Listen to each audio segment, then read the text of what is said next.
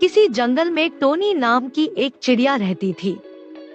Tony चिड़िया बहुत ही समझदार और अच्छी थी।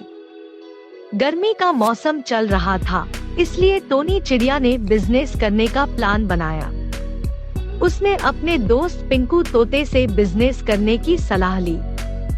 पिंकू तोते ने टोनी चिड़िया को बताया कि अगर वह कोल्ड ड्रिंक का बिजनेस कर ले तो यह उसके लिए बहुत फायदेमंद हो जाएगा। टोनी चिड़िया पिंकू तोते की बात मान गई और उसने कोल्ड ड्रिंक के बिजनेस का प्लान फिक्स किया। फिर टोनी चिड़िया बाजार से कोल्ड ड्रिंक लेकर आती है और उसकी एक दुकान कर देती है। टोनी चिड़िया कोल्ड ड्रिंक 8 रुपए में खरीदी थी और 10 रुपए में बेचती थी और उसे हर कोल्ड ड्रिंक के पीछे 2 रुपए का फायदा होता था। टोनी की दुकान पर बहुत से ग्राहक आने लगते हैं और उसकी दुकान बहुत तेज से चलने लगती है, जिससे उसे बहुत अधिक फायदा होने लगा। एक दिन टोनी की सहेली टुनटुनी टोनी चिड़िया के पास आती है।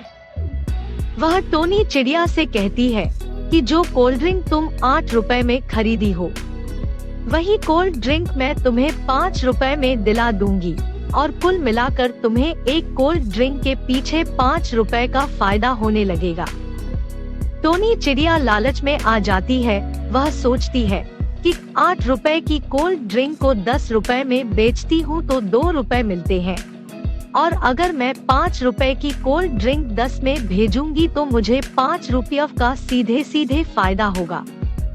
टोनी चिड़िया टुनटुनी के बहकावे में आ जाती है और 5 रुपए वाली कोल्ड खरीदने लगती है। लेकिन जब गांव के बच्चे कुछ कोल्ड ड्रिंक को पीते हैं तो वह बीमार पड़ने लगते हैं, क्योंकि टुनटुनी ने 5 रुपए में खराब और सड़ी हुई कोल्ड ड्रिंक टोनी को बेच दी थी।